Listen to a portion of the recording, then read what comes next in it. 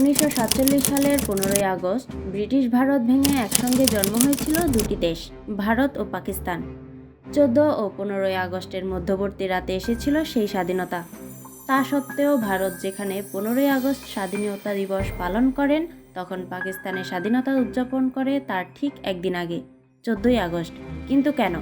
তাহলে কি পাকিস্তানকে একদিন আগেই স্বাধীনতা দিয়েছিল ব্রিটিশরা?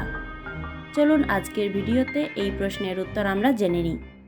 1947 সালের 15ই আগস্ট ভারতের স্বাধীনতা দিবস।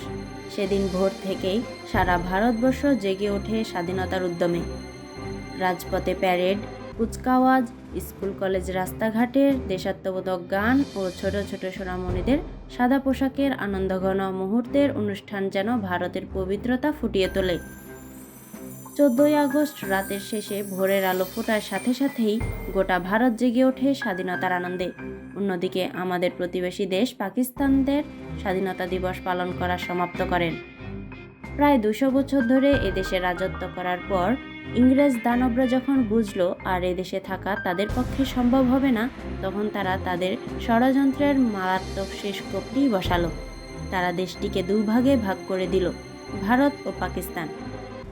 শাসন ক্ষমতা হস্তান্তরে ব্রিটিশ আইনে বলা হয়েছিল 1947 আগস্টের 15 তারিখ থেকে ভারতে দুটি স্বতন্ত্র ডোমিনিয়ন প্রতিষ্ঠিত হবে, যা যথাক্রমে ভারত এবং পাকিস্তান নামে পরিচিত হবে। রেডিও ভাষণে পাকিস্তানের প্রতিষ্ঠাতা মোহাম্মদ আলী জিন্নাও বলেছিলেন, 15ই আগস্ট হলো স্বাধীনতা ও সার্বভৌম পাকিস্তানের রাষ্ট্রের জন্মদিন। এটি মুসলিম জাতির ভাগ্যের পরিপূর্ণতাকে চিহ্নিত করে, যারা গত কয়েক বছরে তাদের জন্মভূমির জন্য মহান আত্মত্যাগ স্বীকার করেছে। তাছাড়া 1947 সালের 15ই আগস্ট দিনটিও পাক মুসলিমদের জন্য একটি বিশেষ দিন ছিল, কারণ ওই দিন ছিল সেই বছরের রমজান মাসের শেষ শুক্রবার। তবে তারিখটা বদলে গিয়েছিল তারপরের বছর 1948 সালে। ওই বছরের জুলাই মাস পর্যন্ত পাকিস্তান যেসব স্মারক ডাক টিকিট প্রকাশ করেছিল, তাতে 15ই আগস্ট তারিখকেই পাকিস্তানের স্বাধীনতা দিবস হিসেবে উল্লেখ করা হয়েছিল। ওই বছরই পাকিস্তান তার স্বাধীনতা দিবসের তারিখ বদলে 14ই আগস্ট করেছিল। কেন এই সিদ্ধান্ত নিয়েছিল পাক সরকার? কারণ নিয়ে ধোঁয়াশা রয়েছে, একাধিক মতবাদও রয়েছে এই বিষয়ে। 13 আগস্ট করাচি পৌঁছান মাউন্টব্যাটেন এবং 14 আগস্ট পাক সাংবিধানিক সংবাদে ভাষণ দেওয়ার সময় মাউন্টব্যাটেন বলেছিলেন, আগামীকাল থেকে নতুন দেশ পাকিস্তান সরকারের দায়িত্ব আপনাদের হাতেই থাকবে।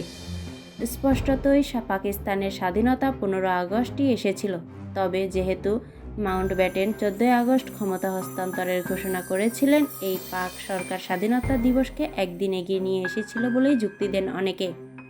আবার কেউ কেউ বলেন, ভারতের আগে স্বাধীনতা দিবস উদযাপন করার ইচ্ছে থেকেই একদিন আগে স্বাধীনতা দিবস এগিয়ে নিয়ে এসেছিল তৎকালীন পাক নেতৃত্ব। এই মত অনুসারে 1948 সালের জুনের শেষের দিকে প্রথম পাক মন্ত্রিসভা এ বিষয়ে একটি বৈঠক করেছিল।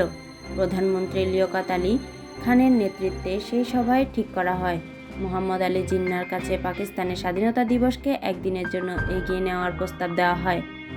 জিন্না 14ই আগস্ট পাকিস্তানের স্বাধীনতা দিবস উদযাপনের বিষয়ে সম্মতি দিতেই বদলে যায় পাকিস্তানের স্বাধীনতা দিবস। সেই থেকে এই দিনটিতেই উদযাপনে মাতেন পাকিস্তানিরা।